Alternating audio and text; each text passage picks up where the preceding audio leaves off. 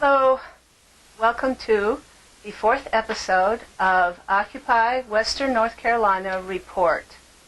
Today we have with us Joe Elliot from the Scott Donaldson for the 11th District Representative Campaign. He would be a congressman. We also have Joan, whom you've seen before. I'm Ann. We're from Occupy Western North Carolina, and we're going to be asking some questions of Joe. And I think we're going to let Joan go first. What do you think? Okay. Good afternoon, Joe. Hi there. We're glad to have you here. It's nice to be here. Would you state Scott's ideas on the H.R. 676 expanded and improved Medicare for all? I'd be happy to. And I'm, if you bear with me, I'm going to read Scott's statements, and if I interject myself, I will. Scott's a medical doctor, so I think it's important to start there. What kind of medical doctor? He's a urologist. He's a urologist. And a very celebrated urologist. Where does he practice? Pardee. Pardee in It's Henderson County. in Henderson County. He's the head of urology. Scott points out that the bill that you've asked me about was introduced by John Conyers in 2003 and every year since, which tells you how far it's moved along. He says that the bill is meant to use Medicare as a framework to create single-payer healthcare system. Medicare, which we already have. Which we already have. And that there are 49 co-sponsors currently for the bill. And he wants, with great pride, to add his name to that if he's elected to the 11th district. He says that Medicare is an excellent and efficient structured system which allows care for our seniors and disabled for many years. It's primarily responsible for the growth in life expectancy and medical breakthroughs that we've enjoyed since its inception in this country. As a nation, we have reason to be proud of Medicare. H.R. 676 would establish a single-payer system and replace private insurance. Wherever there is a single-payer system anywhere in any country, those citizens of that country live longer than Americans, and their health care costs are less. This is without exception. And Scott points out that he has a cousin who was treated in South Korea for Hodgkin's lymphoma.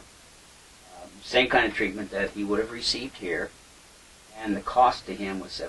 I have no idea what the cost would be here, but I can guess that was Many thousands. He says that American citizens need front door access to health care, and that he as a doctor should have the tools available to evaluate and treat elective health issues and not wait until something breaks down and they enter through the back door, meaning coming to an emergency room someplace. This is not preventative medicine. And he believes that universal access to health care and a single-payer system would be excellent under Medicare. He says they've been an excellent administrator of health care dollars, and frankly, he says, I'm tired of being treated, of seeing them treated, not treated until their problems are critical. Well, why do they wait until the problems are critical? Because they don't have health care. They don't go through an annual checkup with a doctor. They don't have a doctor per se. Because of the cost of the... Because of the cost. Yes. I mean, we know that from the time that we spent with Obamacare, that a lot of people in this country had no health insurance. It's improved, but it's still a long way from being perfect. He says that H.R. 676 must be passed. It's really a crime that when you know people who actually it's cheaper to fly to Taiwan and get... Or South Korea. Excellent. Well, we know a person who went to Taiwan and had, I think, hip surgery. Excellent. And the cost was even flying with the price of flying was phenomenally low. So that it just has to change. We hear horror stories all the time in this country about Canadian healthcare, and yes, we do. Yeah, and quite frankly, if you examine closely how Canadians feel about healthcare, they think it's great, and they don't. The horror stories are largely single issue stories. They're not. So you take a single issue and you make it a descriptor of what's happening throughout the country, and it's just not true. I have Canadian friends, and they've told me that the system, by and large, is one that they think is very good. It works. Just to add in, I have a friend that went to India to get a knee replacement and had a great time.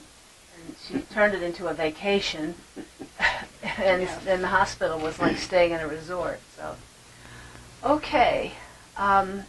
Will you please talk about Scott's opinions on H.R. 2366, which would discharge student loans in bankruptcy, which is not the case now? No, it is not the case, and it's interesting that we allow all other kinds of expenses, debts, to be discharged through bankruptcy. This is an exception, and I think it doesn't serve young people very well. They struggle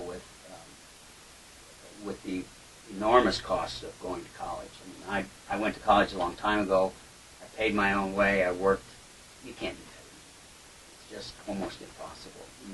We really need to help these young people.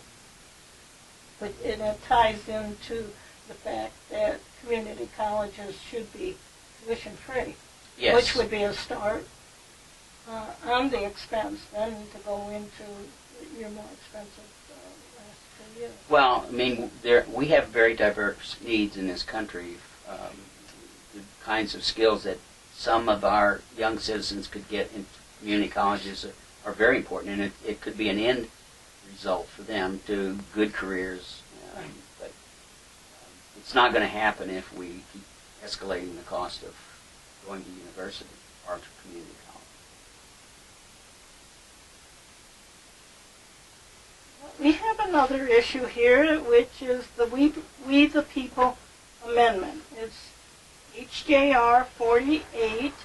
It has 51 co-sponsors, and it says that corporations are not people, and money is not speech. How does Scott address that issue? He couldn't agree with you more. First of all, Is that on the state level? That's the state level, right? One co-sponsors? Yeah, HJR 48. That's North Carolina. That's Oh. No, that's federal. it's federal. That's it. Yes, it is. So we're That's talking. federal. Okay, so we are talking about the federal level one. Okay, good. This is in direct response to the 2010 Supreme Court decision, now called Citizens United, and it basically said that corporations, interestingly, can give unlimited amounts of money to support political campaigns where you and I are limited. So I think the thing that has struck Scott is why we should have the voice, not a corporation. Corporations are not people. They should not have a bigger voice than we have. We should be able to do what we need to do to get the people elected that we want to support. And giving corporations the right to give unlimited amounts of money has dramatically changed, just since 2010, has dramatically changed the way elections are conducted in this country. So does Scott think that, or you have an opinion that overturning Citizens United, of course, would take us back to that time, which would help a lot. But what about the things that went before that led up to corporations becoming people and money being free speech? Well, first of all, I think that it's going to be more difficult to overturn Citizens United because it really means that we would have to challenge the Supreme Court ruling. Probably not going to happen, particularly with makeup of the Supreme Court these days. But that there could be a congressional bill that would change and would make it more difficult for the Supreme Court to take a stand that they've taken on Citizens United. Okay, that answers my question. Good. Well, Scott makes an interesting point. He says that government is charged with defense and protection of the people that elect them. Thus, people with flesh and bones and red blood and in their veins only have the right to influence their elections by a very small amount. In fact, Scott says he would go further. He believes that that elections should be financed locally by the people in the district. You know, the incumbent gets almost all of his campaign funds from outside the state of North Carolina. Well, what do those people know about our needs here?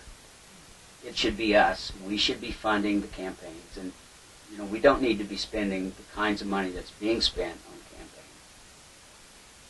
We can do it locally.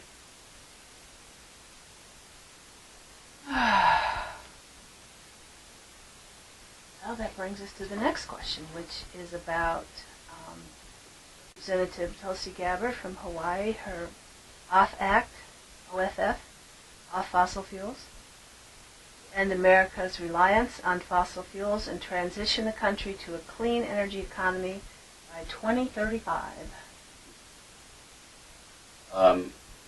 We need to get away from our reliance on fossil fuels. We're killing our world, literally. Last week, the federal government posted their 4-year report to Congress, and they stated unequivocally that we human beings are impacting our planet negatively. It should no longer be up for debate. If you look at the studies that are done amongst the world scientists, that 98% of them will tell you that climate change is real. The other 2% happen to work for the fossil fuel industry. So, and of course you can always find that outlier who still thinks the world is flat. But in point of fact, our science community, and there's no benefit to them by giving false testimony. They are clear that fossil fuels are causing the problems that we have. And it's going to affect our state. It's going to affect us here in the mountains. And Scott points out that we dealt with acid rain some time ago. And that pretty much has been slowed down, if not stopped entirely. But can you imagine these beautiful mountains being destroyed? We allowed acid rain problems to continue to multiply. And if you go to New York State, I think one of you said you were from the upstate New York. Well, you know the forests there have been denuded in large And swaths. there's no fish in the lakes up there, in those mountains, in the Appalachian Mountains. There's no fish. The acid rain has killed off a lot of stuff. The other end of the Appalachians. Yes. Yeah, we're on the southern end. That's the northern end. The Same northern mountain end chain. of the Appalachian Mountains, yes. And factories have almost disappeared. That's another issue with the steel mills and that. But what we get here in the Smoky Mountains is the residual that comes out of Ohio. Mm-hmm. And that. So Depending on which way the wind's blowing. It's starting to correct itself that the Smoky Mountain Park had the dubious distinction of having one of the most polluted air quality in the country. Because of all the cars going through in their exhaust pipes. But it's more than that. More It's than that? Air, because of the way the air currents swirl around North Carolina, bringing pollution in and keeping it here. And so, even though, it's beautiful here, but we have the asthma rate. The asthma rate is the highest. It's very high.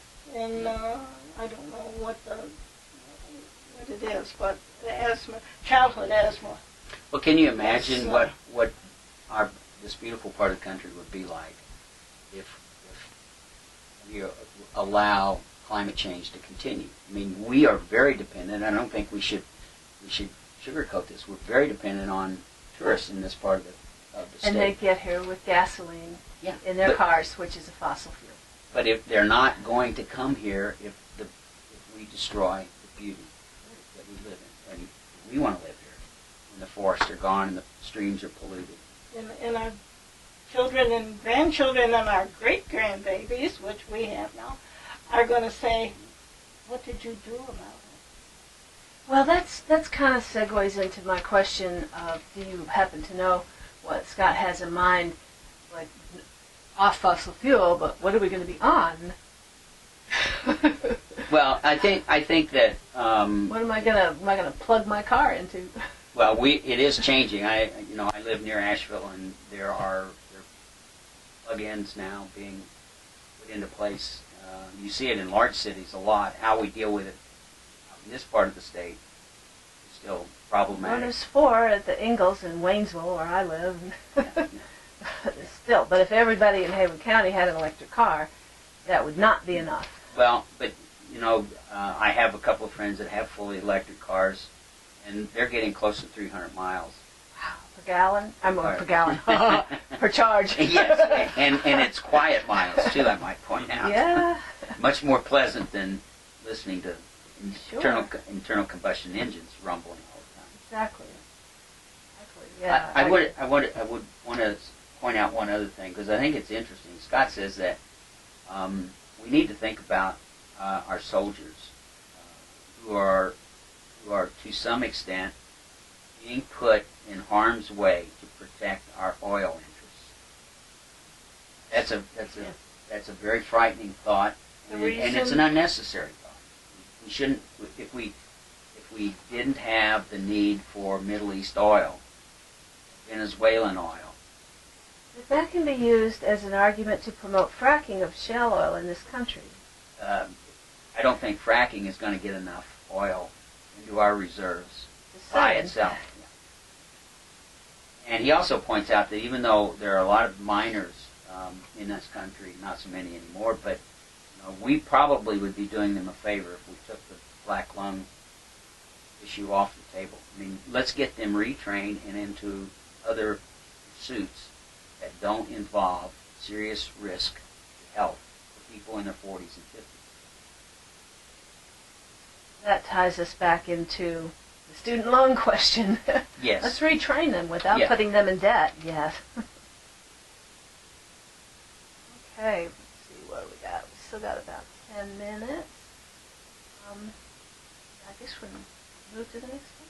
Yes, you really already talked about the issue of accepting donations from large corporations. Please, has Scott defined a person as it relates to corporations? I think you already answered. I think I've already answered that. Yeah. Corporations are not people. They are made up of people. They don't speak with one voice. I mean, if you're in a large corporation, you may not hold the beliefs that the corporation espouses, but you have to live with the decisions that the corporation makes, which affect your life, pay, quality of life, those kinds of things. I'm just thinking about our last question before this one. I had something I wanted to say, and then, of course, at my age, it flew out the window. But I know the feeling. One of the things when she questioned renewable energy, North Carolina is second in the United States when it comes to solar energy. Yes.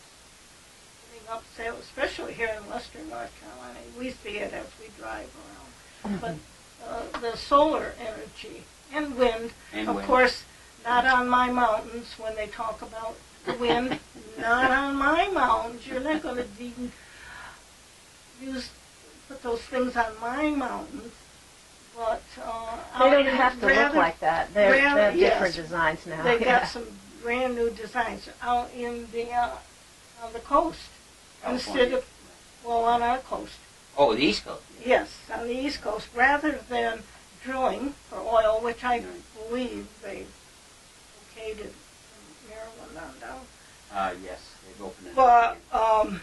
to put the wind turbines out there. You know, it's interesting. I read a study recently that said that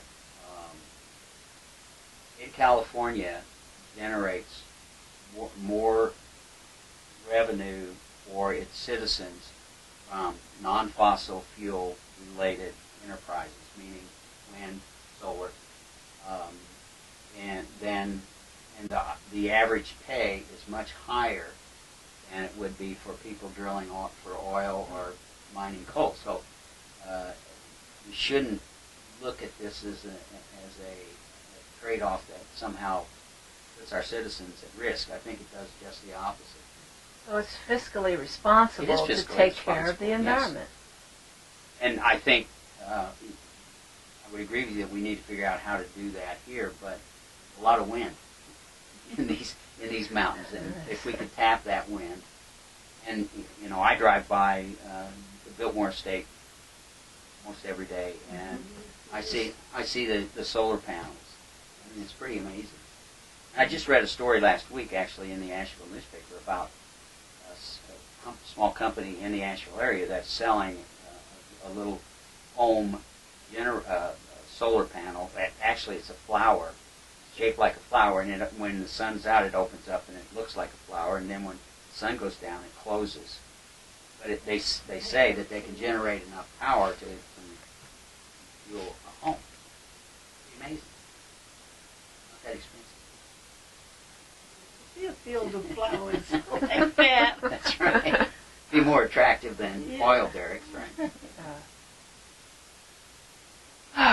Okay, so let's say we have an election, and Scott does not win, and there's overwhelming evidence that there was election fraud, and that he would have won, except for this election fraud.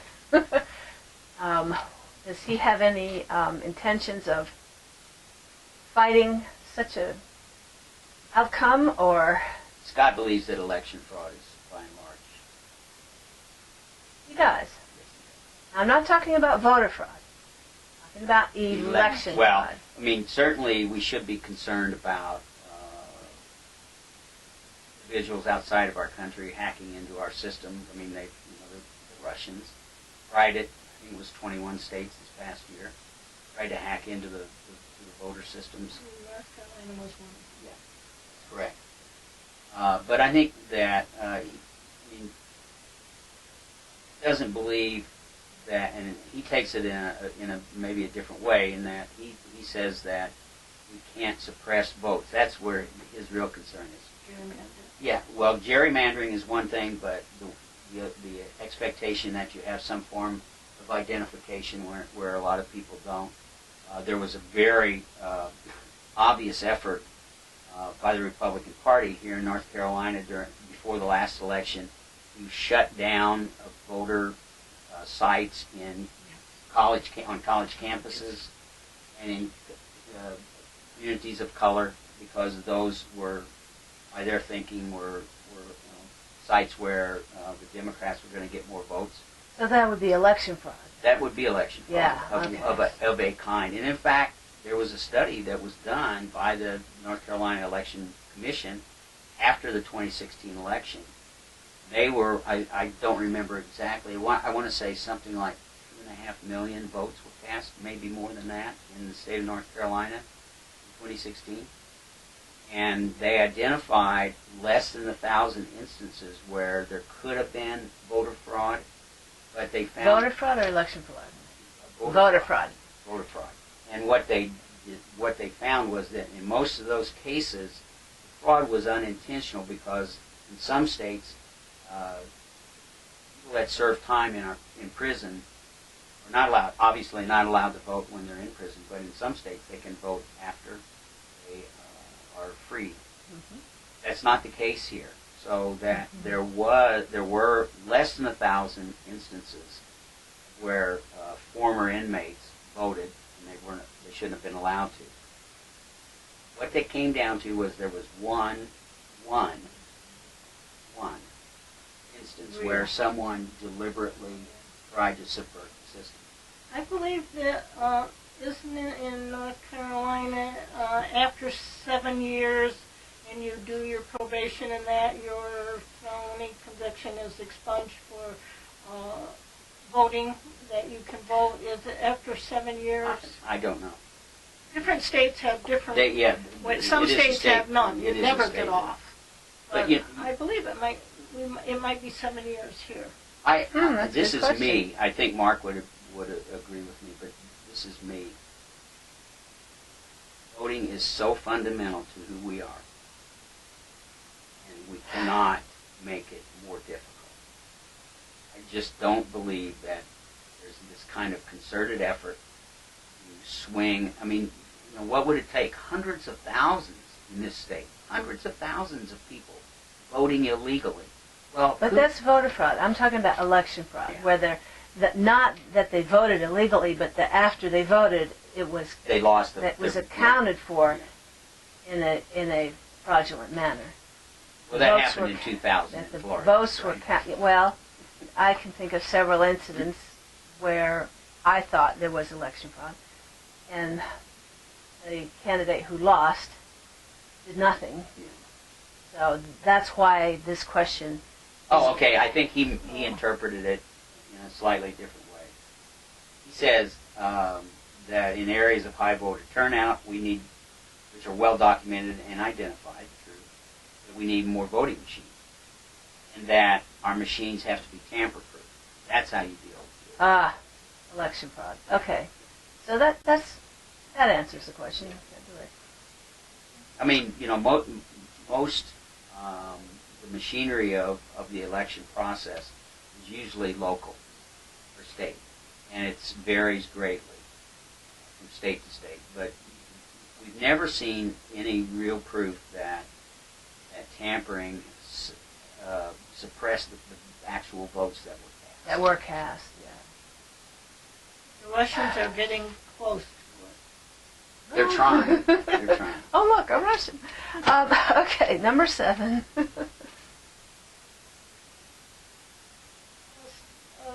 Does Scott have an opinion on ranked choice voting? Yeah, it's interesting. I didn't know what it was, but Scott did. Yeah, Scott did, and he said he gave an example in 1993. Ross Perot and George Bush split the majority of the votes. And so what happened is that Bill Clinton actually won the election because Perot peeled off votes from George Bush. Okay? But his point was that under ranked choice voting, that Perot and Bush would have had a runoff. How that's Scott's understanding of how that would work. Mine too. Yeah, and but his belief is that our system does work, warts and all. We have challenges, but we shouldn't be. So he doesn't support ranked choice. No, he doesn't. Okay, I was just curious. Yeah. Well, we've come to the end of our time. We've gotten through another 30 minutes of Occupy Western North Carolina report. I thank you for tuning in. And Can you speak a little bit about Scott? Well, you've already said what he does. He is a doctor. Yeah. He's a family. He is a good Christian. He is a good husband and father. His wife is delightful and smart. His kids are delightful and smart. And he spent most of his life Hendersonville. in Hendersonville. He cares deeply about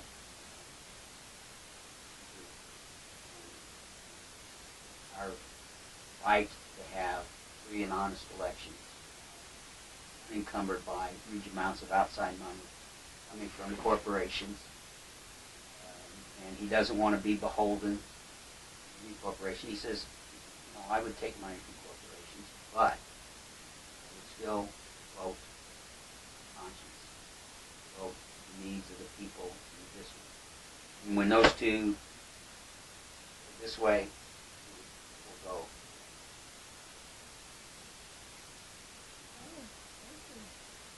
that does it. We're done for the day. Bye-bye.